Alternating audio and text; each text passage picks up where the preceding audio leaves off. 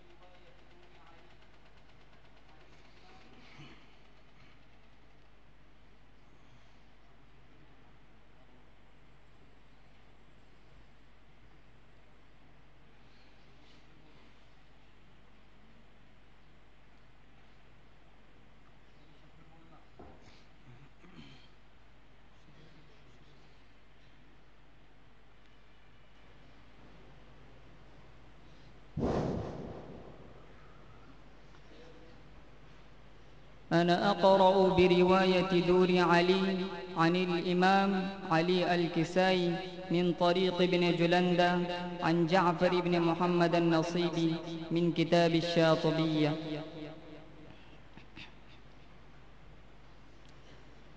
أعوذ بالله من الشيطان الرجيم.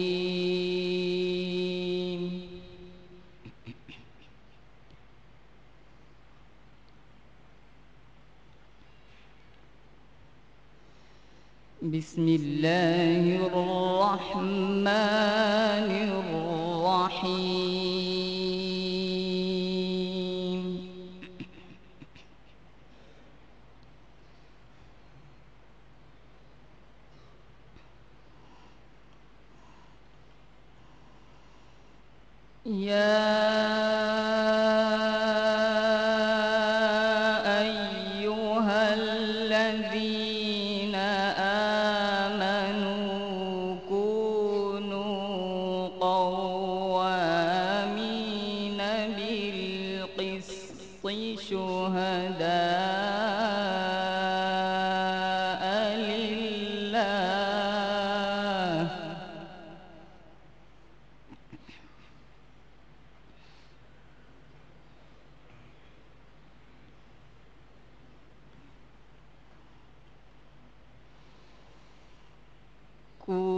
كونوا قوامين بالقسط شهداء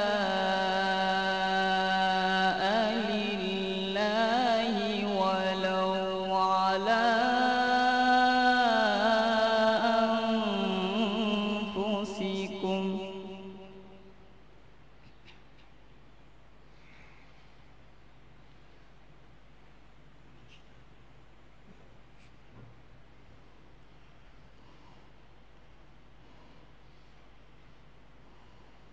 ولو على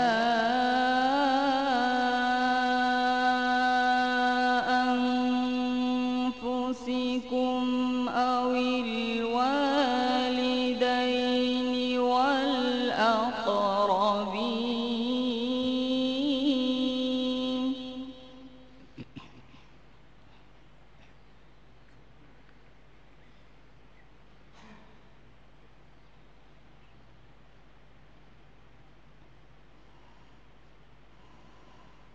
إن يكن غنيا أو فقيرا فالله أولى بهما.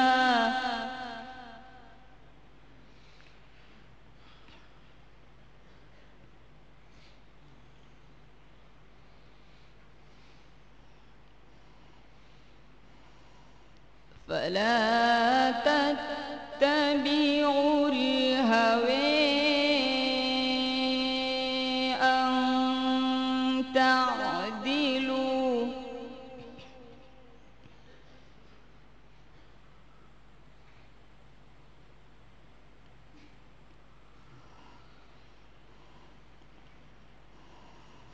وإن تلووا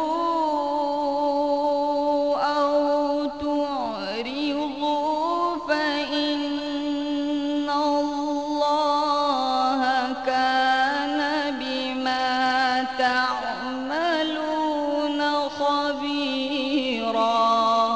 ما شاء الله.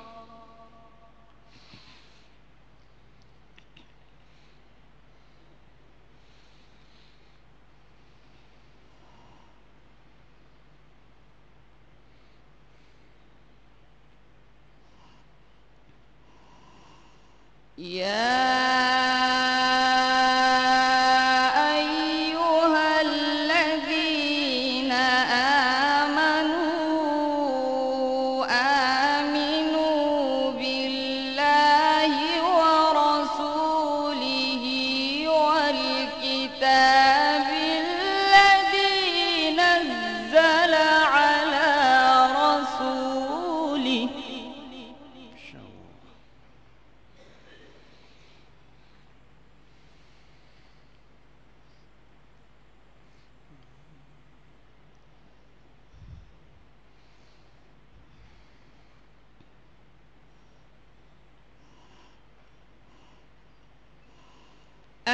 آمنوا بالله ورسوله والكتاب الذي نزل على رسوله والكتاب الذي أنزل من قبل. ما شاء الله.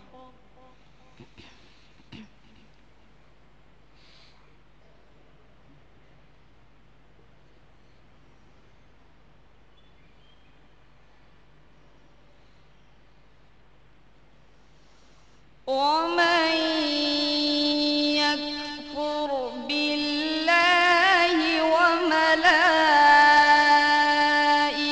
وملائكته وكتبه ورسله واليوم الآخر فقد ضل ضلالا بعيدا.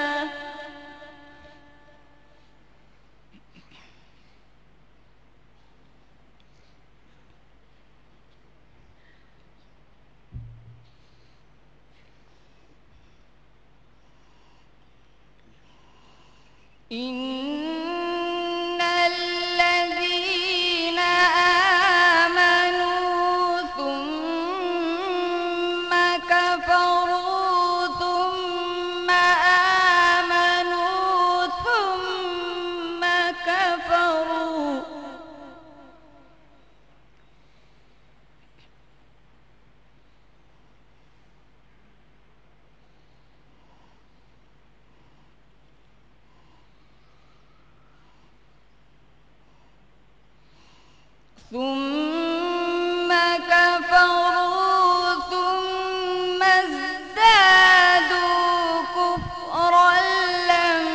يكن الله ليغفر لهم ولا ليهديهم سبيلا.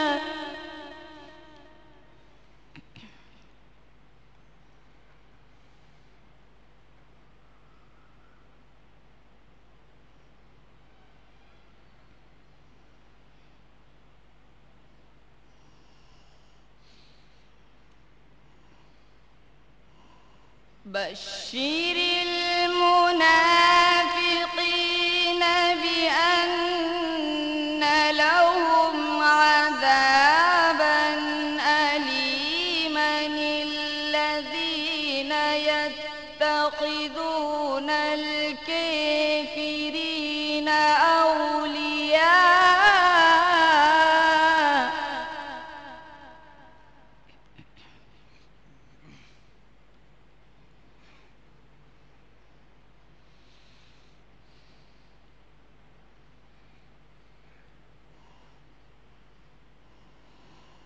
الذين يتخذون الكافرين أولياء من دون المؤمنين. ما شاء الله.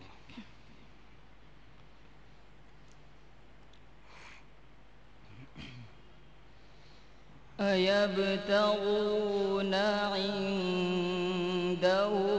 العزة فإن العزة لله جميعا.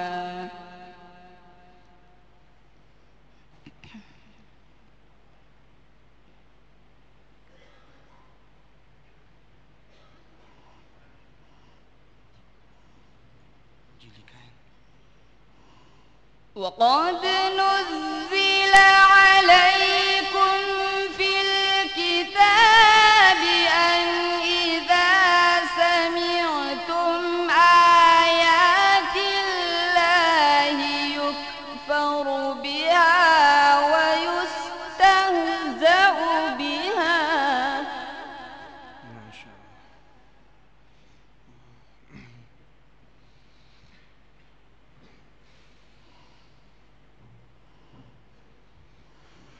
فلا تقعدوا معهم حتى يخوضوا في حديث غيره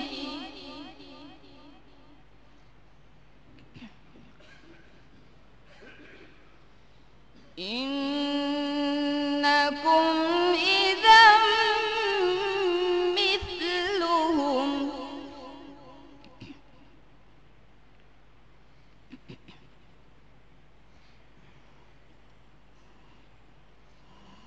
إن الله جامع المنافقين والكافرين في جهنم جميعا.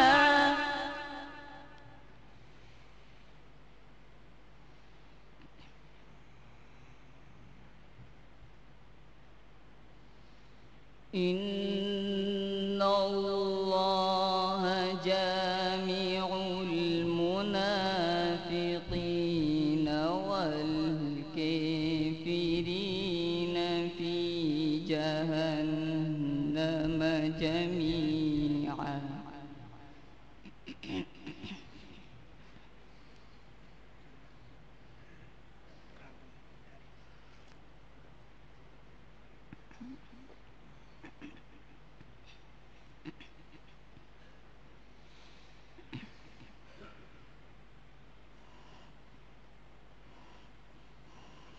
وقد نزل عليكم في الكتاب أن إذا سمعتم آيات الله يكفر بها ويستهزأ بها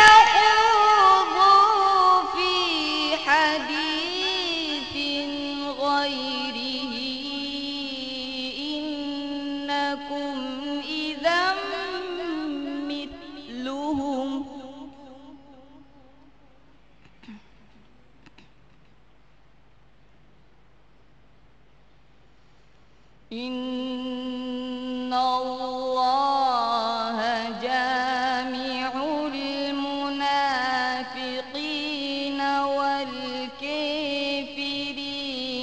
في جهنم جميعا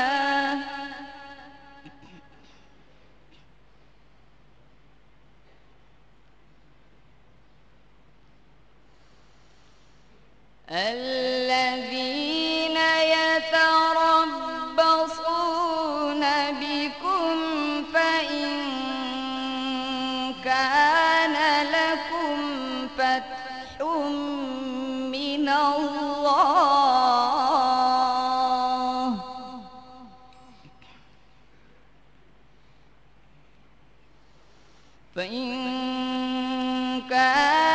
لكم فتح من الله قالوا ألم نكن معكم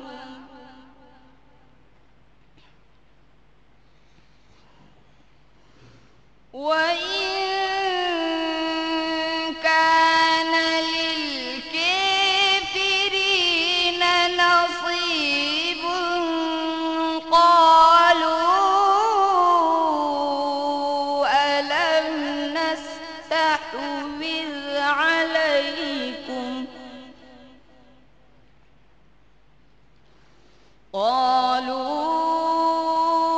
ألم نستحوذ عليكم ونمنعكم من المؤمنين فالله يحكم بينكم يوم القيامة ولن يجعل الله للكافرين على المؤمنين سبيلا صدق الله العظيم. أعوذ بالله من الشيطان الرجيم. بسم الله الرحمن الرحيم. يا أيها الذين آمنوا ما لكم إذا قيل لكم انفروا في سبيل الله اثاقلتم إلى الأرض أرضيتم بالحياة الدنيا من الآخرة فما متاع الحياة الدنيا في الآخرة إلا قليل إلا تنفروا يعذبكم عذابا أليما ويستبدل قوما غيركم ولا تضروه شيئا والله على كل شيء قدير. إلا تنصروه فقد نصره الله إذ أخرجه الذين كفروا ثاني اثنين إذ هما في الغير إذ يقول لصاحبه لا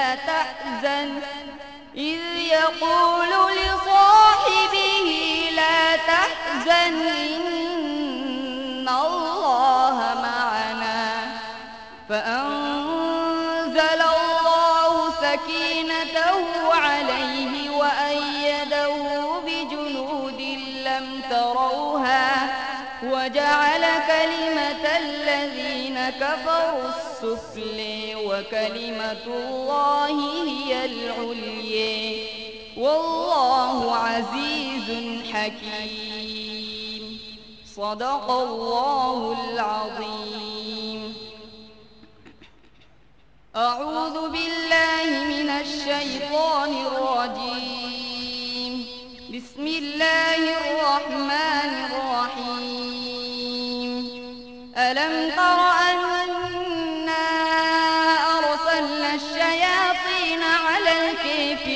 تؤزهم أزا فلا تعجل عليهم إنما نعد لهم عدا يوم نحشر المتقين إلى الرحمن وفدا ونسوق المجرمين إلى جهنم وردا لا يملكون الشفاعة إلا من اتخذ عند الرحمن عهدا وقالوا اتخذ الرحمن ولدا لقد جئتم شيئا إدا يكاد السماوات يتفطرن منه وتنشق الأرض وتخر الجبال هدا صدق الله العظيم. قرأ الشاطبي بها على النفز وقرأ بها على ابن غلام الفرس وقرأ بها على أبي داود سليمان بن النجاح وقرأ على الداني. قرأ الداني بها على الشيخ أبي الفتح فارس بن أحمد الفارسي وقرأ بها على عبد الباقي بن الحسن الخراساني وقرأ بها على ابن جلندة وقرأ بها على جعفر بن محمد النصيبي وقرأ بها على أبي عمرو الدوري وقرأ بها على الإمام علی الکسائی رحمہم اللہ تعالی. ماشاء اللہ. اللہ تعالیٰ موصوف کو مزید ترقیات سے نوازیں. عزیز طلبہ، خوبصورت اور شیریں آواز اللہ کی عطا کردہ ایک عظیم نعمت ہے. ہر طالب علم کو اس کی قدر کرنی چاہیے. ہم دعا کرتے ہیں کہ اللہ تعالیٰ عزیز موصوف کو اپنے آواز کی قدر کرنے کی توفیق نصیب فرمائیں.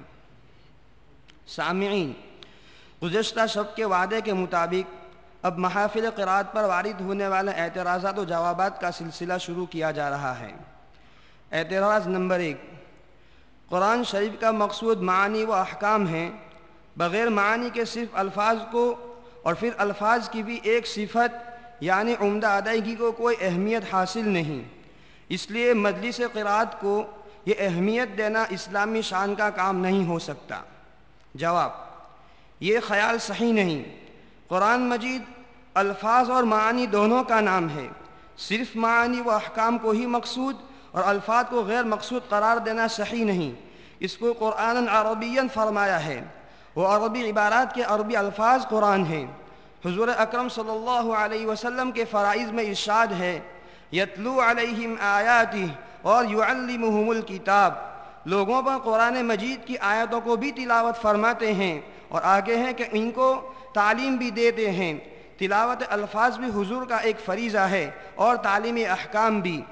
ہر حرف کے پڑھنے اور سننے پر 10 نیکیاں ملنا بلا معنی سمجھے بھی حدیث میں وارد ہے.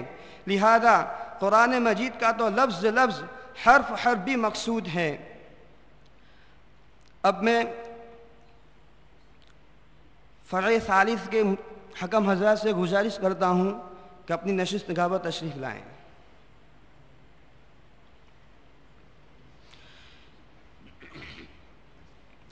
جی، آواز جو ہے ٹکراتی ہے، آواز ان کی صاف سمجھ میں نہیں آتی.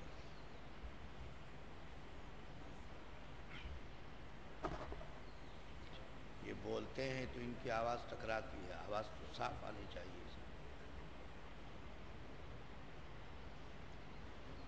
جی،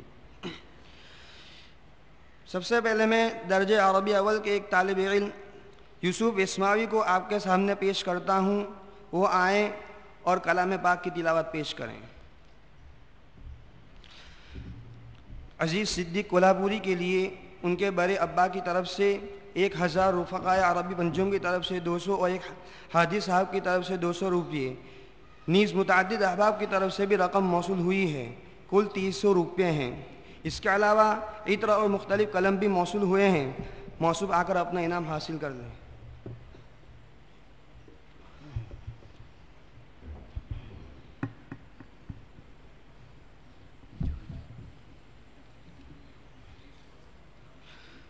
مجموعی رقم 2300 روپے.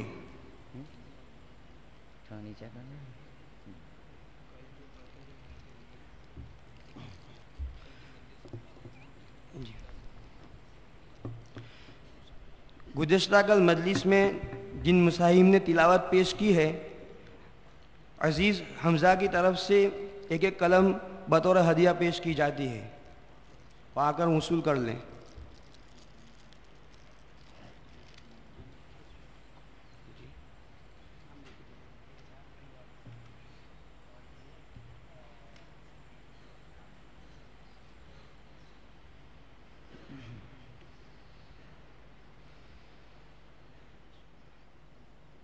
शुरू कीजिए।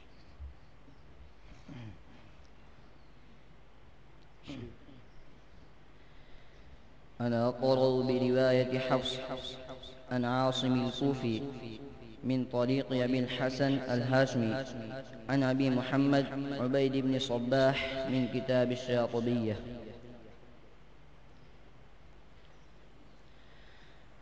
أعوذ بالله من الشيطان الرجيم.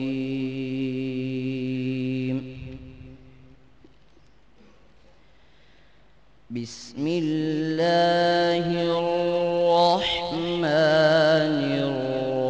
الرحيم. فاذكروني أذكركم واشكروا لي ولا تكفرون.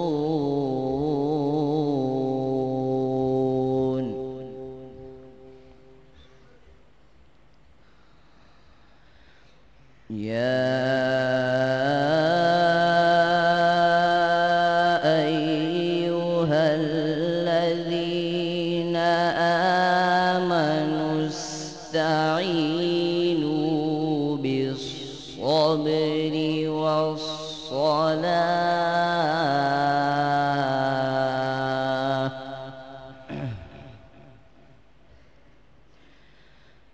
إن الله مع الصابرين.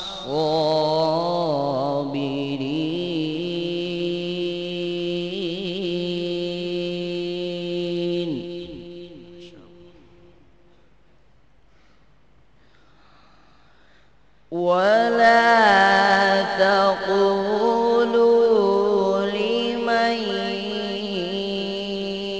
يقتل في سبيل الله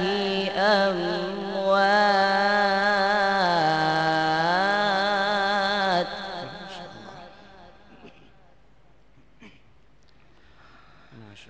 بل أحياء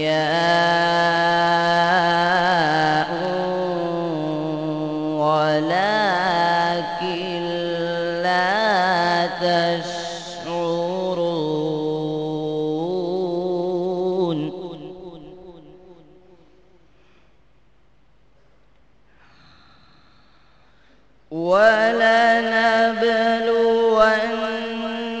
ولنبلونكم بشيء من الخوف والجوع ونقص من الأموال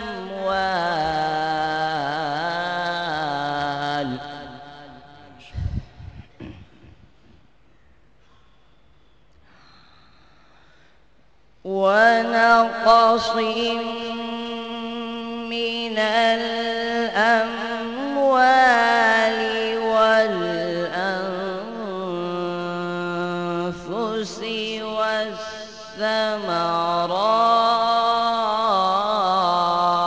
والثمرات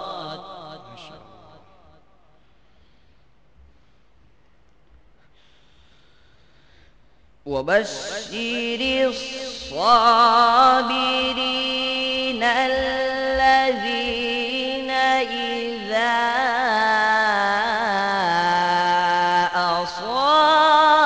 أصابتهم مصيبة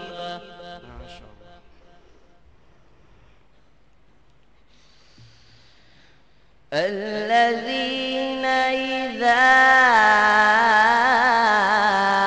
أصابتهم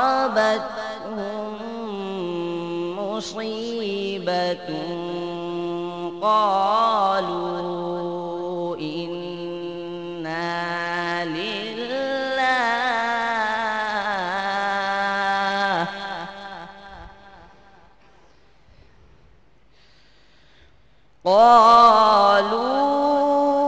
قالوا إنا لله وإنا إليه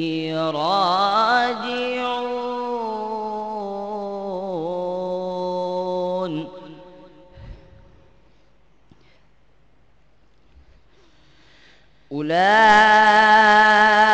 أولئك عليهم صلوات من ربهم ورحمة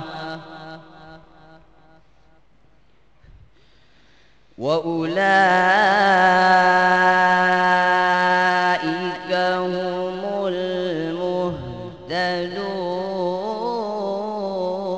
المهتدون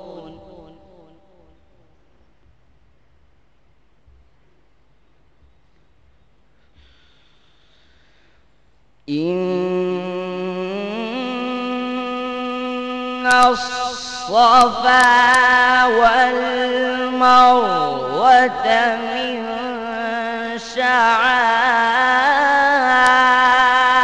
شعائر الله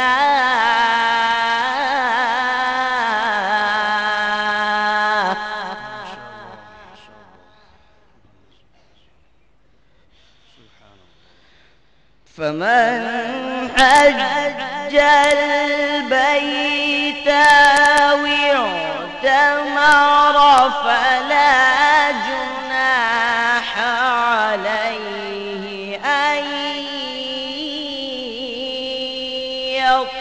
يطوف بهما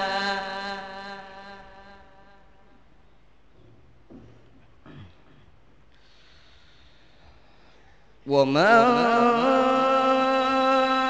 تطوع خيرا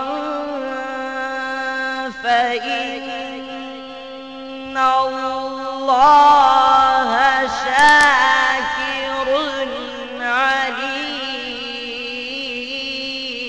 عليم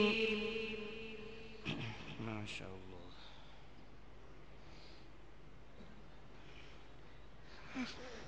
فمن حج البيت أو اعتمر فلا جناح عليه أن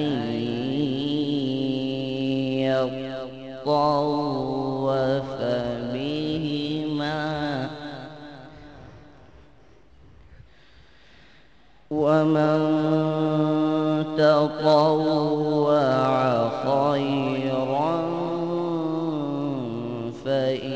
فإن الله شاكر عليم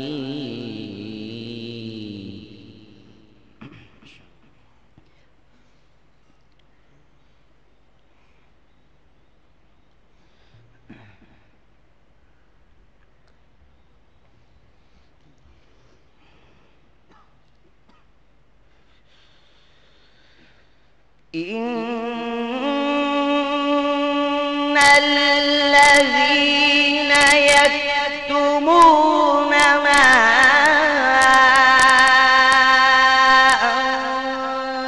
أنزلنا من البينات والهدى من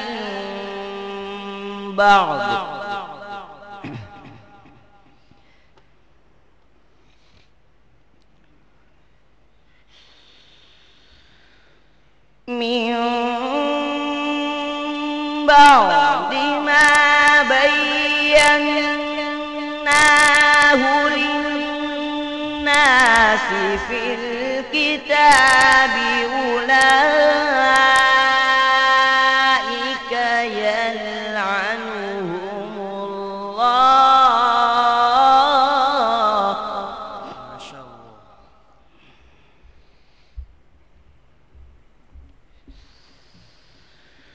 أولئك يلعنهم الله ويلعنهم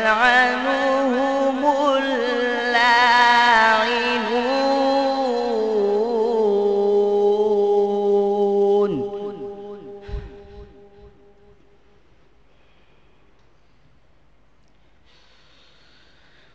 إلا الذين تابوا وأصلحوا وبينوا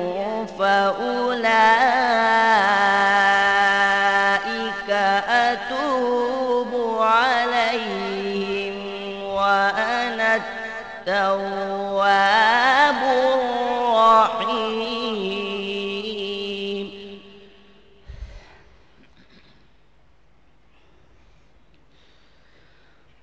إلا الذين تابوا وأصلحوا وبينوا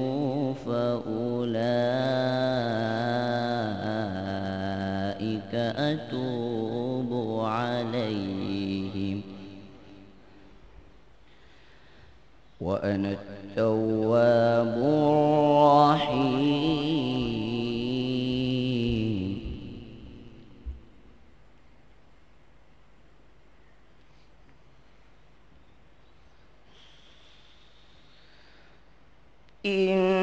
إن الذين كفروا وماتوا وهم كفار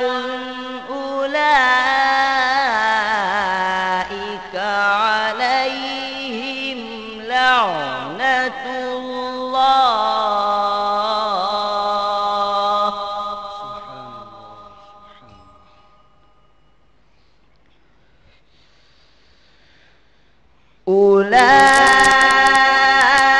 أولئك عليهم لعنة الله والملائكة والناس أجمعين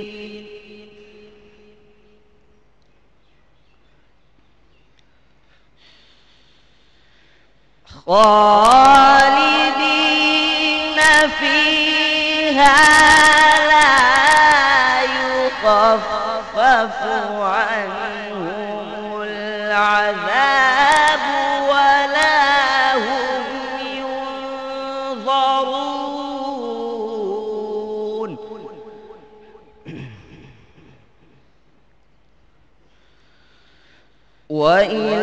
وإلهكم إله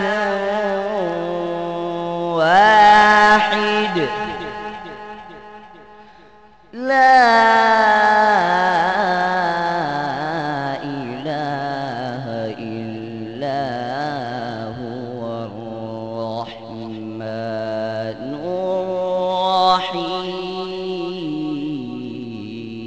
الرحيم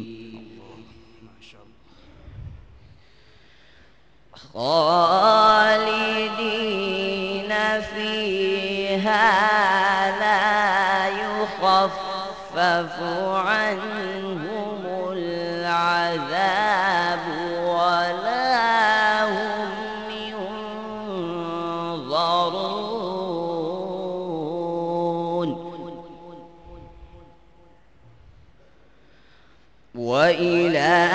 وإلهكم إله واحد لا إله إلا هو لا إله إلا هو الرحمن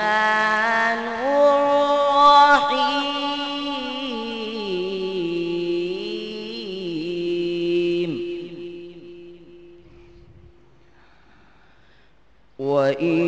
وإلهكم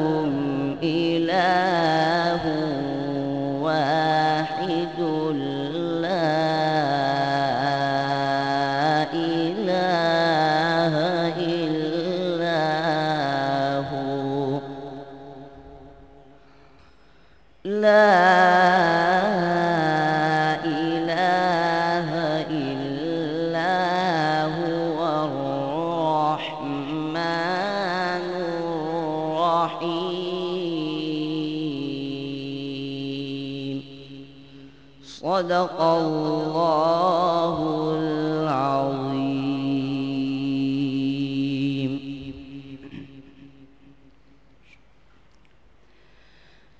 أعوذ بالله من الشيطان الرجيم. بسم الله الرحمن الرحيم. والنجم إذا هوى ما ضل صاحبكم وما غوى وما ينطق عن الهوى إن هو إلا وحي يوحى علمه شديد القوى ذو مرة فاستوى وهو بالأفق الأعلى ثم دنا فتدلى فكان قاب قوسين أو أدنى فأوحى إلى عبده ما أوحى ما كذب الفؤاد ما رأى أفتمارونه على ما يرى ولقد رآه نزلة أخرى عند سدرة المنتهى صدق الله العظيم.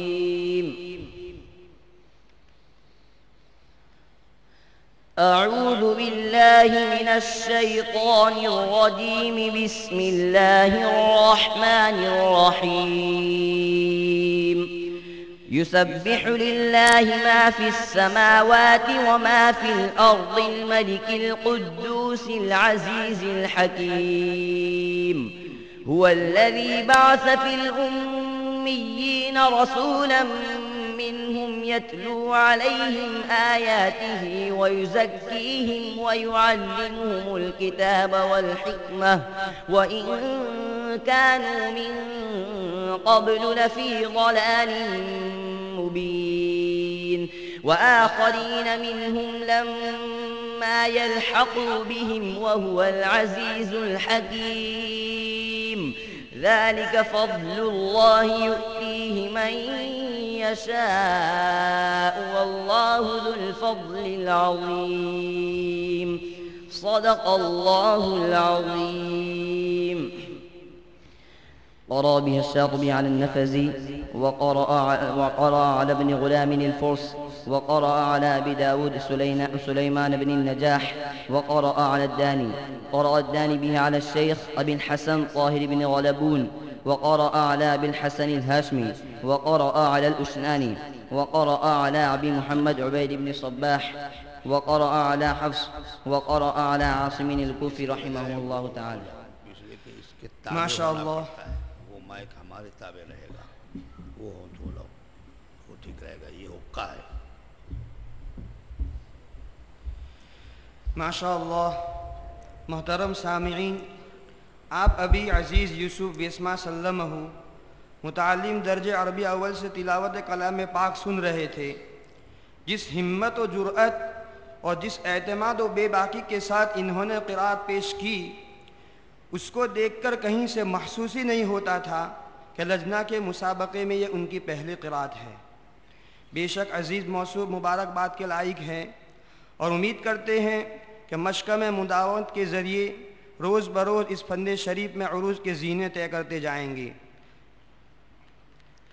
भाई एक मिनट ठहर जाओ।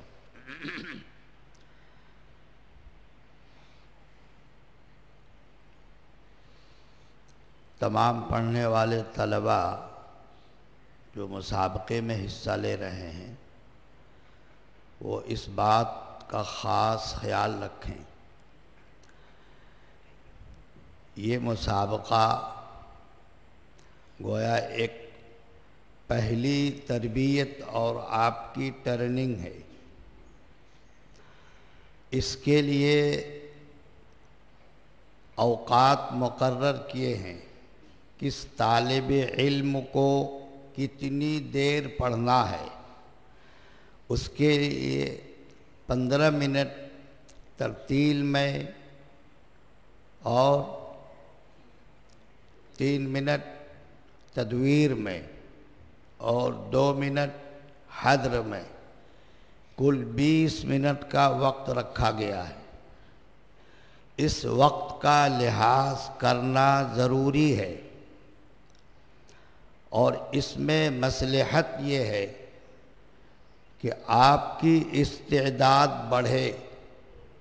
آپ سوچیں گے اس میں استعداد کیسے بڑھے گی؟ زیادہ پڑھنے میں استعداد بڑھے گی؟ نہیں، یہ بات نہیں ہے۔ ہمیں یہ تربیت دینی ہے کہ جو وقت ہم نے مقرر کیا ہے، اس وقت میں، اتنے وقت میں آپ عمدہ سے عمدہ طریقے پر قرآن کریم کی تلاوت کو پیش کر سکیں۔ ایسا نہیں ہے کہ بہت لمبا وقت، کبھی ایسا ہوتا ہے کہ تھوڑا وقت ہوتا ہے، تو اس تھوڑے وقت میں ہم بہتر سے بہتر انداز میں قرآن کریم کی تلاوت کو پیش کر سکیں۔ یہ اسی وقت ہوگا جب آپ مشق میں اس بات کا لحاظ کر کے پڑھیں گے۔ مثلا کبھی آپ کو مشق کرنی ہے تو 10 منٹ میں اپنی مشق اور اپنی تلاوت کو ختم کرنا ہے اچھے انداز میں۔ کبھی ایسا ہوگا کہ آپ کو آدھا گھنٹہ پڑھنا ہوگا تو آدھے گھنٹے کے اعتبار سے آپ مشق کریں گے۔ کبھی آپ کو 1 گھنٹہ پڑھنا ہوگا، اسی اعتبار سے آپ کو مشق کرنا ہوگا۔ یہ ایک تربیت ہے۔ آپ اپنے وقت کے حد سے آگے نہ بڑھیں۔ اگر آپ اپنے وقت کے حد سے آگے بڑھتے ہیں تو اس کا مطلب یہ ہے کہ آپ کی مشق میں کمزوری ہے، تو اس لیے اس کا لحاظ کیجیے۔ دوسری بات یہ کہ میں یہ دیکھ رہا ہوں کہ تدویر کا جو انداز آپ لوگوں نے اختیار کیا ہے وہ غلط ہے۔ آپ تدویر کا انداز وہ اختیار کریں جو آپ کے اساتذہ آپ کو پڑھ کر سناتے ہیں۔ حدر کا وہی انداز ہو جو اساتذہ آپ کو پڑھاتے ہیں۔ اپنی طرف سے آپ میں ابھی وہ صلاحیت پیدا نہیں ہوئی ہے کہ آپ اپنا خود انداز مقرر کریں۔ اس لیے کہ تدویر حدر اور ترتیل کے درمیانی رفتار کو کہتے ہیں۔ آپ جس رفتار میں پڑھتے ہیں یہ رفتار میں زیادہ تاخیر ہوتی ہے، اس میں اور تھوڑی سرعت ہونی چاہیے۔ اس بات کا آپ خاص خیال رکھیے تاکہ سارا وقت کام میں آئے اور سب کو پڑھنے کا موقع ملے۔ اور دوسری باتیں بھی اس درمیان میں کی جاتی ہیں، تو سارا وقت آپ پڑھنے ہی میں لیں گے۔ تجوید کی ضرورت اور دیگر امور پر جو یہ باتیں کی جا رہی ہیں اس کا بھی موقع ملنا چاہیے، اس کا خیال رکھیے۔ جزاکم اللہ احسن الجزاء۔ اللہ تعالی ہمیں حضرت کی نصائح و ہدایت پر عمل کرنے بھی توفیق عطا فرمائے۔ ابھی جو مسائم پڑھ کر گئے عزیز یوسف اسماوی، ان کے لیے ان کے والد گرامی کی جانب سے 500 ادریس شولاپوری کی طرف سے 500 نیز مختلف کتابیں، پیکٹ اور متنوع قسم کے عطر موصول ہوئے ہیں۔ اس کے علاوہ مزید متفرق رقوم موصول ہوئی ہے، کل ملا کر 1550 روپے۔ موصوف آ کر اپنا انعام حاصل کر لیں۔ حمزہ صورتی اور ناصر کھوروری کی طرف سے ایک عمدہ قلم بھی پہنچا ہے۔ جزاکم اللہ احسن الجزاء۔ معزز سامعین، جیسا کہ میں نے آپ سے عرض کیا تھا کہ قرآن مجید کا تو لفظ لفظ اور حرف حرف بھی مقصود ہے۔ جیسے معانی و احکام کی حفاظت اور ان پر عمل کرنا فرض ہے، ایسے ہی لفظ لفظ، حرف حرف، بلکہ حرکت حرکت تک کی حفاظت और उसकी तिलावत फ़र्ज़ है। और फिर हर हर्फ अरबी है, अरबी तरीके से उसके मखरज से उसकी सिफतों के साथ अदा करना भी फ़र्ज़ है, वरना फिर ये हर्फ़ी न रहेगा, दूसरा बन जाएगा। और इसको खुदाई कलाम कहना अल्लाह ताला पर एक तोहमत बांधना हो जाएगा, और इससे मानी व मफ़हूम में खलल वाक़ होकर बाज़ दफ़ा अहकाम में तग़य्युर व तबद्दुल और तहरीफ तक नौबत पहुँच जाएगी। मसलन क़ौल बमाना कहा या फरमाना की जगह काला बमाना नाप कर दिया पढ़ने से लफ्ज़ व मफ़हूम दोनों में बड़ी ज़बरदस्त तब्दीली हो गई है। अब अगर इसको कुरान मजीद का लफ्ज़ और उसके मानी को कुरान मजीद का मफ़हूम कहा जाए तो सोचिए कि यह अल्लाह ताला पर तोहमत और इसके कलाम भी मिसाल की तहरीफ नहीं तो और क्या है। मुहतरम हज़रात, प्रोग्राम की कार्रवाई को आगे बढ़ाते हुए अब मैं दर्जे अरबी दोम के एक तालिब इल्म अबू ज़र कोकनी को पेश करता हूँ। मौसूफ़ आकर अपनी तिलावत पेश करें।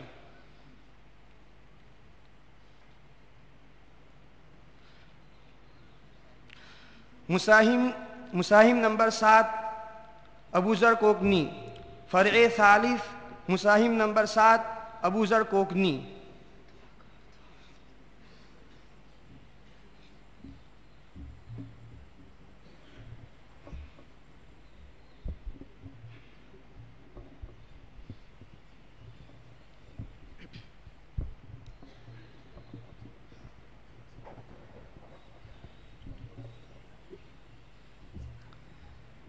أنا أقرأ برواية حفص عن عاصم الكوفي من طريق أبي الحسن الهاشمي عن أبي محمد عبيد بن صباح من كتاب الشاطبية.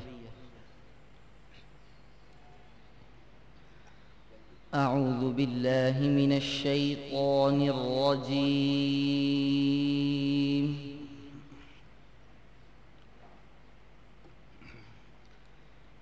بسم الله الرحمن الرحيم.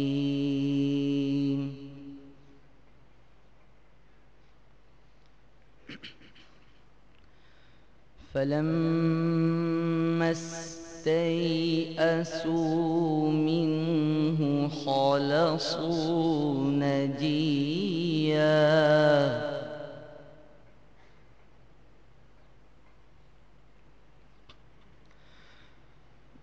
قال كبيرهم ألم تعلموا أن أباكم قد أخذ عليكم موثقا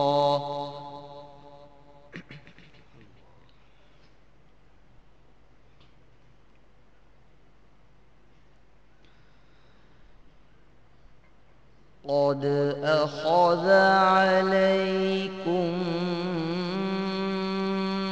موثقا من الله ومن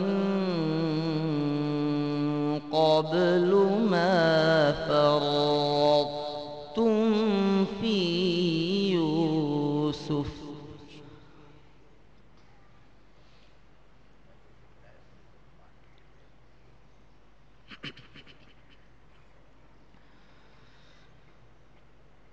فلن أبرح الأرض حتى يأذن لي أبي أو يحكم الله لي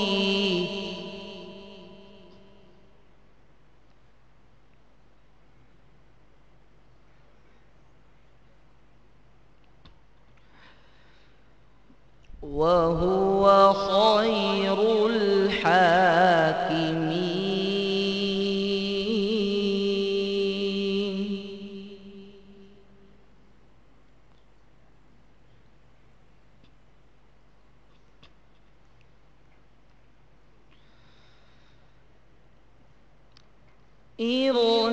ارجعوا إلى أبيكم فقولوا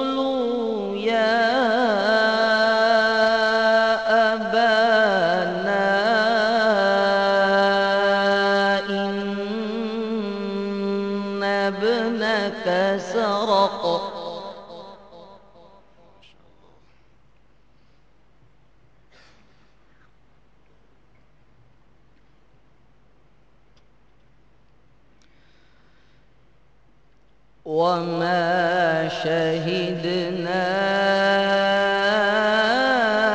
إلا بما علمنا وما كنا للغيب حافظين.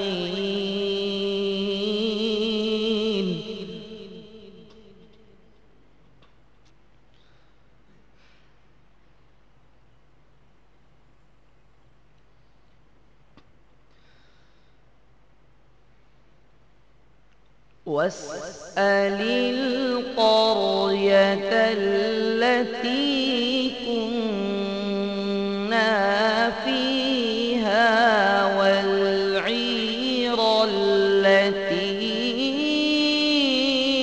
أقبلنا فيها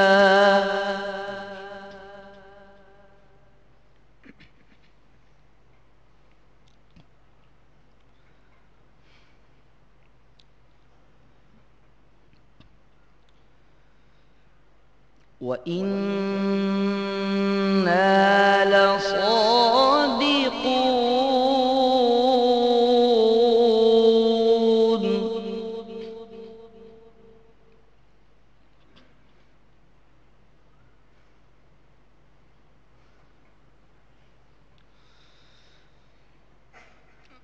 قال بل سولت لكم أنفسكم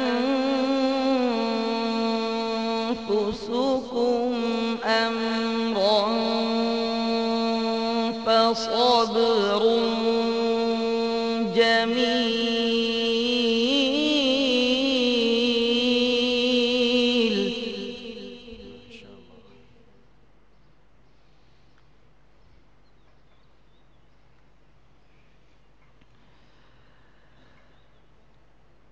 عسى الله أن يأتيني بهم جميعا إنه هو العليم الحكيم.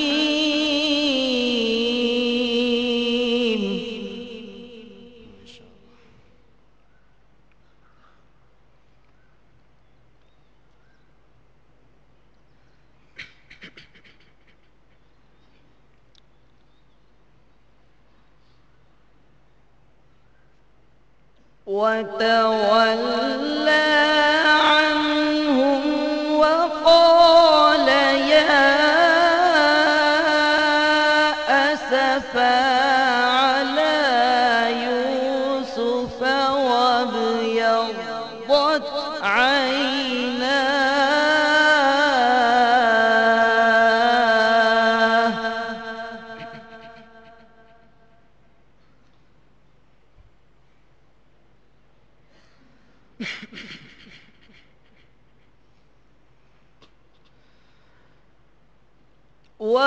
وابيضت عيناه من الحزن فهو كظيم.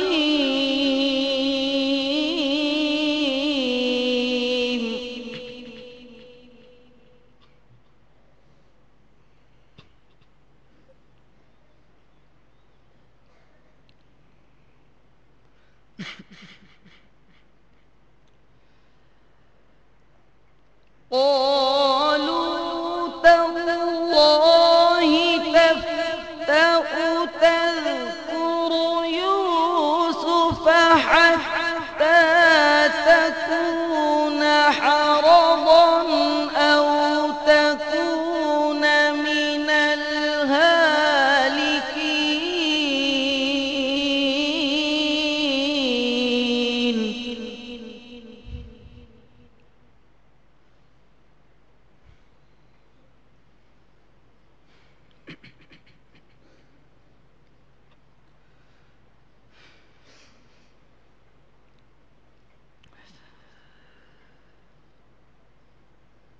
وتولى عنهم وقال يا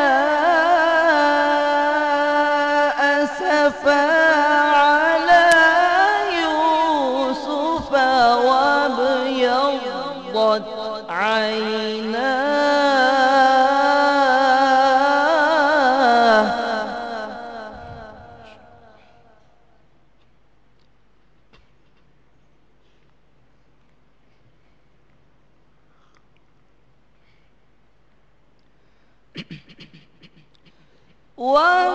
وابيضت عيناه من الحزن فهو كظيم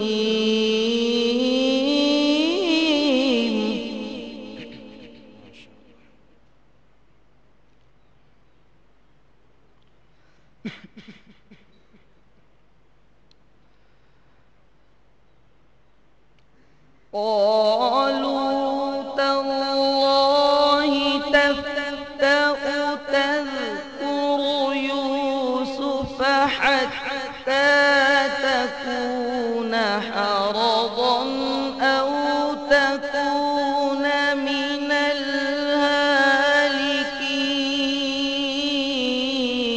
الهالكين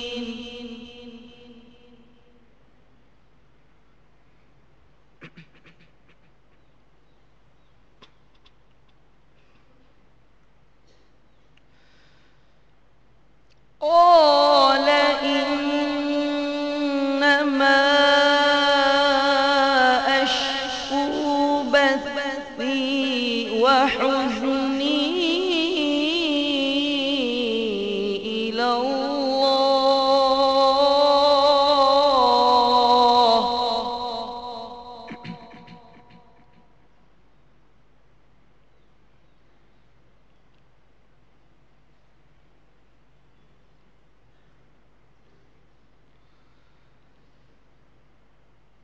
قال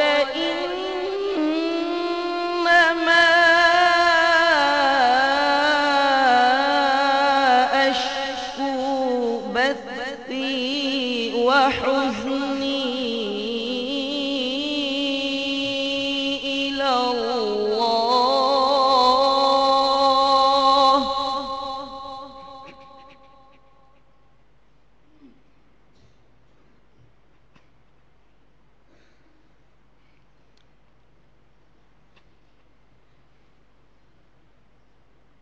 قال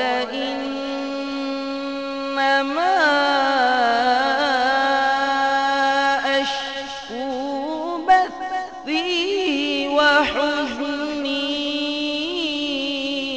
إلى الله وأعلم من الله ما لا تعلمون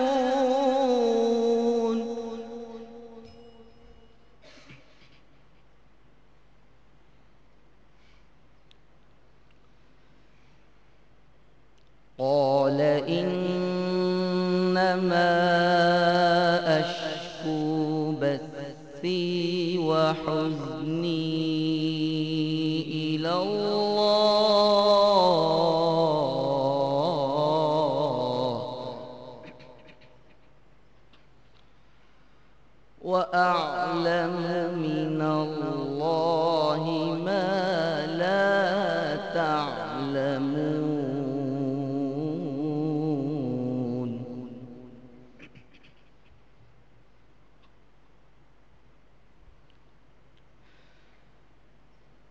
بسم الله الرحمن الرحيم والتين والزيتون وطور سينين وهذا البلد الأمين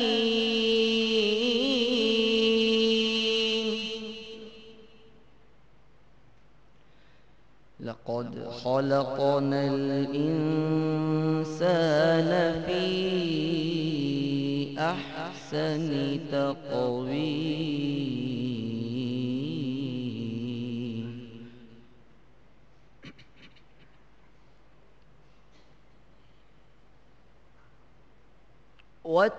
والتين والزيتون وطور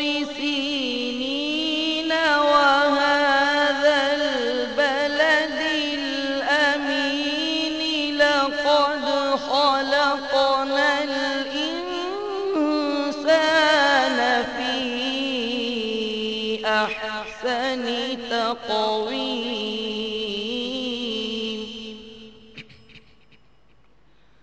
ثم رددناه أسفل سافلين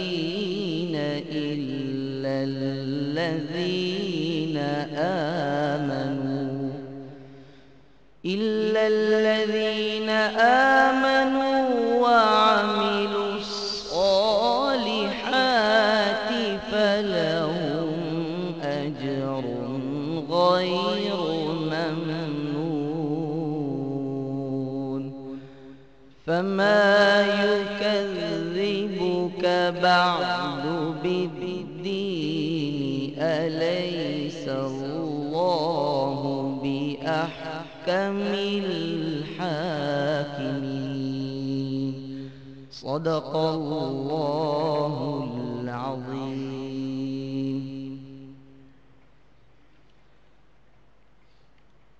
أعوذ بالله من الشيطان الرجيم. بسم الله الرحمن الرحيم. وقضى ربك ألا تعبدوا إلا إياه وبالوالدين إحسانا إما يبلغن عندك الكبر أحدهما أو كلاهما فلا تقل لهما أف ولا تنهرهما وقل لهما قولا كريما واخفض لهما جناح الذل من الرحمة وقل رب ارحمهما كما ربياني صغيرا ربكم أعلم بما في نفوسكم إن تكونوا صالحين فإنه كان للأوابين غفورا وآت ذا القربى حقه والمسكين وابن السبيل ولا تبذر تبذيرا إن المبذرين كانوا إخوان الشياطين وكان الشيطان لربه كفورا صدق الله العظيم. بسم الله الرحمن الرحيم. وقل لعبادي يقولوا التي هي أحسن إن الشيطان ينزغ بينهم إن الشيطان كان للإنسان عدوا مبينا ربكم أعلم بكم إن يشأ يرحمكم أو إن يشأ يعذبكم وما أرسلناك عليهم وكيلا وربك أعلم بمن في السماوات والأرض ولقد فضلنا بعض النبيين على بعض وآتينا داود زبورا قل ادعوا الذين زعمتم من دونه فلا يملكون كشف الضر عنكم ولا تحويلا أولئك الذين يدعون يبتغون إلى ربهم الوسيلة أيهم أقرب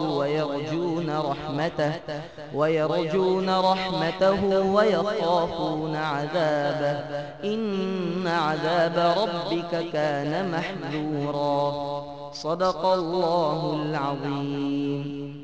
قرأ بها الشاطبي على النفذي وقرأ على ابن غلام القرص وقرأ على أبي داود سليمان بن النجاح وقرأ على الداني.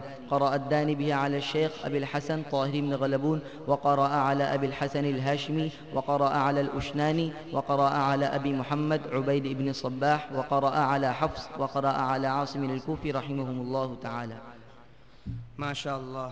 अल्लाह पाक मौसू को मज़ीद तरक्कियात से नवाजे और हौसलों को बुलंद फरमाए। सामईन किराम, इससे पहले गुजरा कि حرف کو مخرج و صفت کے ساتھ ادا نہ کرنے سے تحریف ہو جاتی ہے، بلکہ حرکت کے بھی بدلنے سے سخت تبدیلی اور بعض دفعہ کفریہ کلمہ بن جاتا ہے۔ مثلا لفظ اللہ اکبر میں 3 زبر ہیں، اگر کسی کو کھینچ دیا گیا اور وہاں الف پیدا کر دیا گیا تو کلمہ کفریہ بن جاتا ہے اور اس سے نماز بھی فاسد ہو جاتی ہے۔ اگر پہلے الف کے زبر کو کھینچ دیا اور اللہ پڑھ دیا تو معنی یہ ہو گئے کیا اللہ سب سے بڑا ہے؟ یہ استفہام انکاری یا شکیہ ہو کر کلمہ کفریہ بن گیا۔ گو اس مفہوم کا قصد نہ ہونے سے اس کو کافر تو نہ کہا جائے گا مگر نماز اس سے ٹوٹ جائے گی۔ اس طرح اکبر کے الف کو بڑھانے سے معنی یہ ہوں گے اللہ کیا سب سے بڑے ہیں، اور باقی زبر کو بڑھانے سے معنی یہ ہوں گے اللہ اکبر، اور اکبر شیطان کا نام ہے، یا اکبر کی جمع ہے بمعنی ڈھول۔ اس سے بھی کفر تو نہ لیں گے مگر نماز فاسد ہو جائے گی۔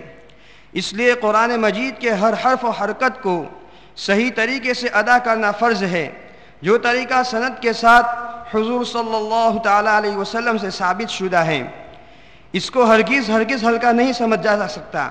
صرف ترجمہ رٹ لینا اور لفظ غلط پڑھنا قرآن مجید نہیں ہو سکتا، بلکہ اللہ تعالیٰ پر اس غلط کی تہمت بن کر الٹا گناہ کا سبب ہو سکتا ہے، کیونکہ قرآنی لفظ تو صحیح ہے، یہ نہیں ہے جو ہم نے ادا کیا، اور ترجمہ خدائی کلام نہیں، انسان کا سمجھا ہوا مفہوم ہے، وہ بھی اسی کے مطابقت سے درست ہوگا ورنہ غلط۔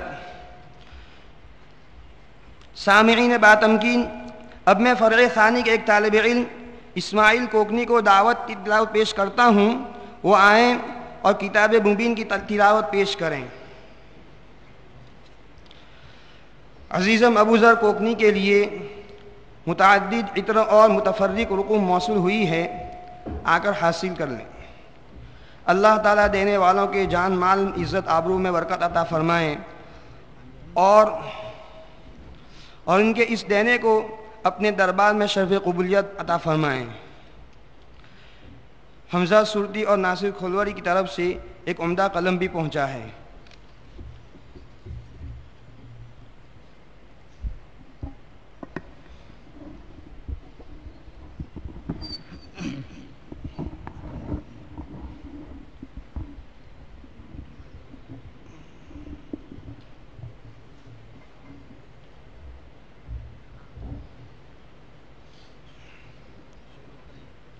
شروع کیجیے۔ أنا أقرأ برواية رويس عن الإمام يعقوب الحضرمي من طريق التمار من كتاب تحوير التيسير والدرة المضيئة.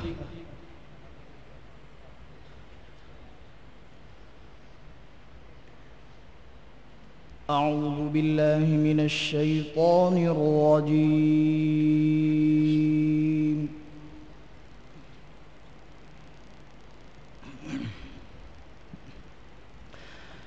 بسم الله الرحمن الرحيم.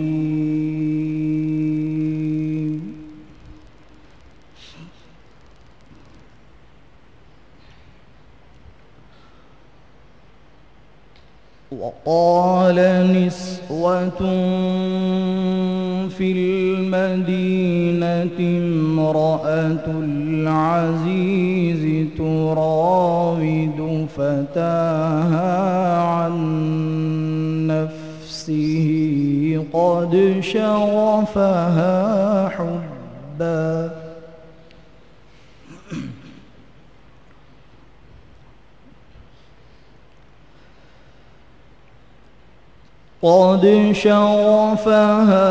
حبا إنا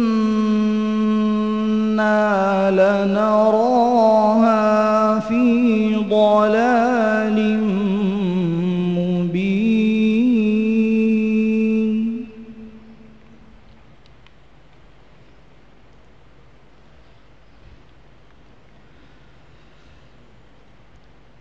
فلما سمعت بمكرهن أرسلت إليهن وأعتدت لهن متكأ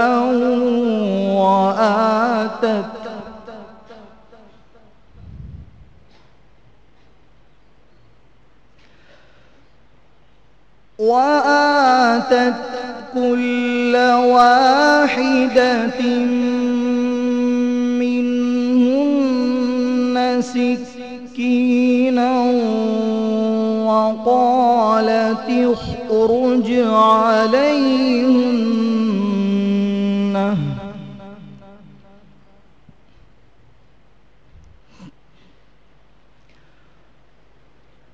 فلما رأينه أكبرنه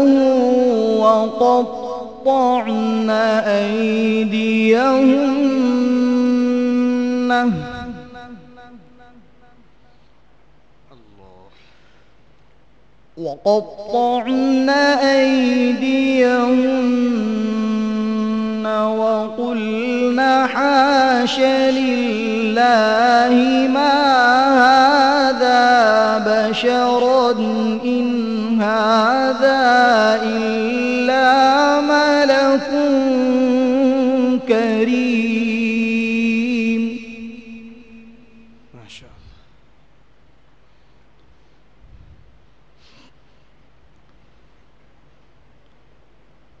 قالت فذلكن الذي لمتنني فيه ولقد راودته عن نفسه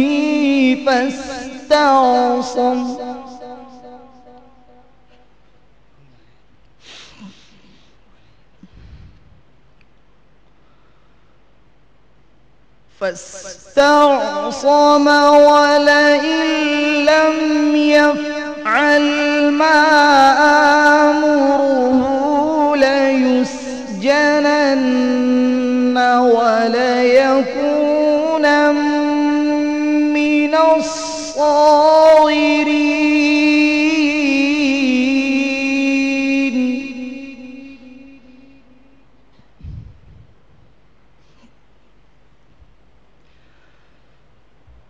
قال رب السجن أحب إلي مما يدعونني إليه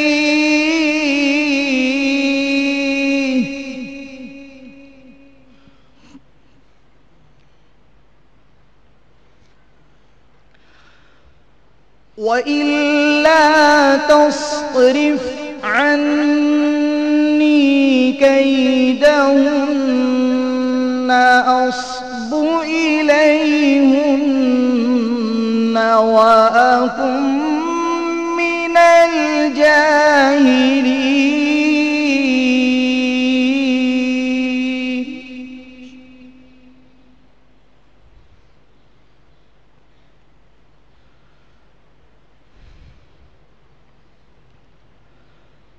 فاستجاب له ربه فصرف عنه كيدهن إنه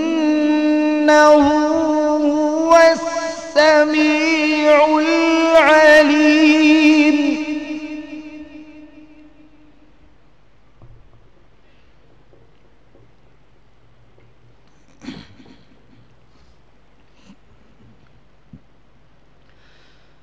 ثم بدا لهم من بعد ما رأوا الآيات ليسجننه حتى حين.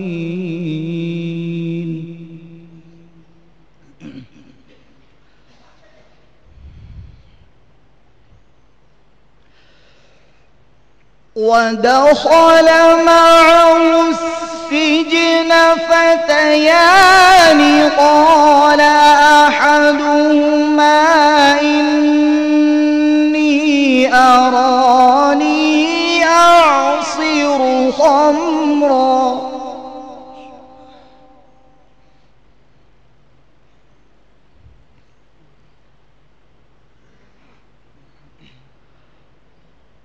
وقال الآخر إني أراني أحمل فوق رأسي خبزا تأكل الطير منه نبئنا بتأويله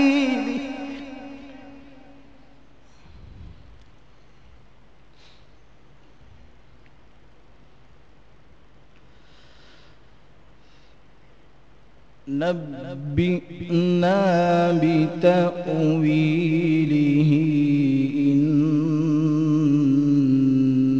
إنا نراك من المحسنين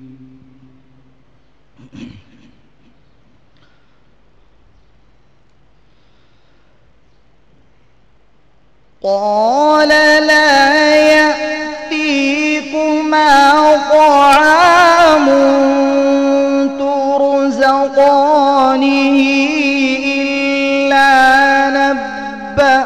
نبأتكما بتأويله قبل أن يأتيكما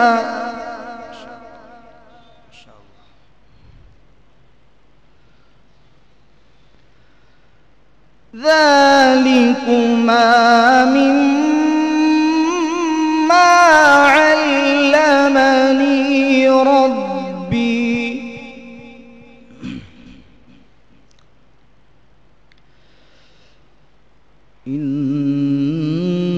إني تركت ملة قوم لا يؤمنون بالله وهم بالآخرة هم كافرون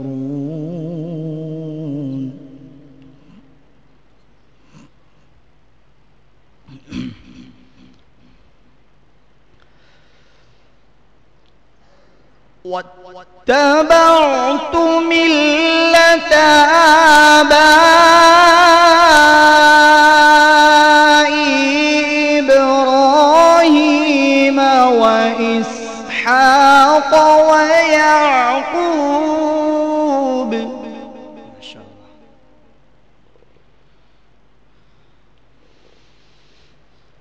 ما كان لنا أن نشرك بالله من شيء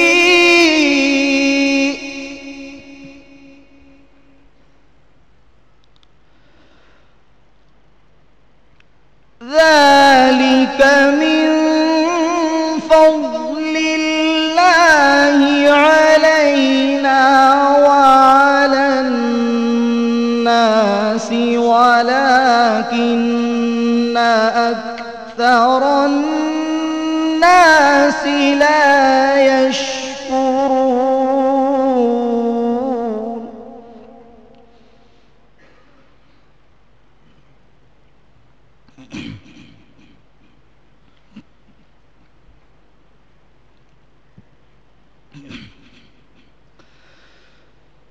يا صاحبي السجن أأرباب متفرقون خير أم الله الواحد القهار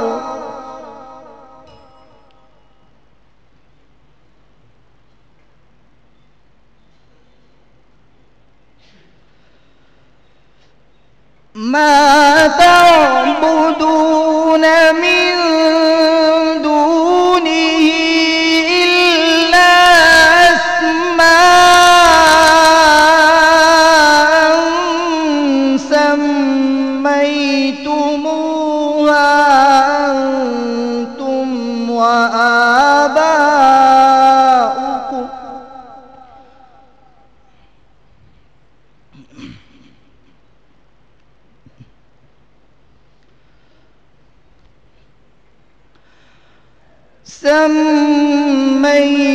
سميتموها أنتم وآباؤكم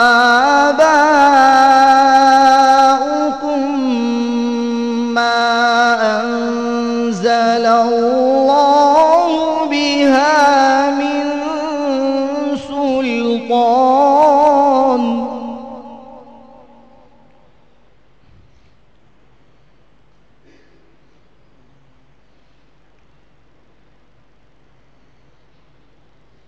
إن الحكم إلا لله أمر ألا تعبدوا إلا إياه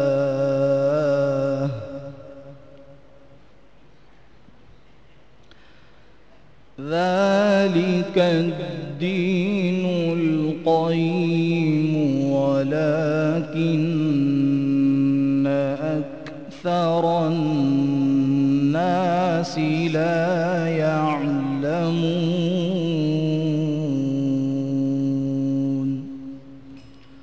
صدق الله العظيم.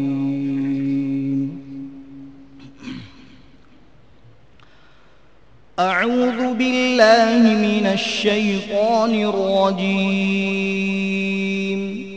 بسم الله الرحمن الرحيم. ألم تروا أن الله سخر لكم ما في السماوات وما في الأرض وأسبغ عليكم نعمة ظاهرة وباطنة ومن الناس من يجادل في الله بغير علم ولا هدى ولا كتاب منير. وإذا قيل لهم اتبعوا ما أنزل الله قالوا بل نتبع ما وجدنا عليه آباءنا أولو كان الشيطان يدعوهم إلى عذاب السعير. ومن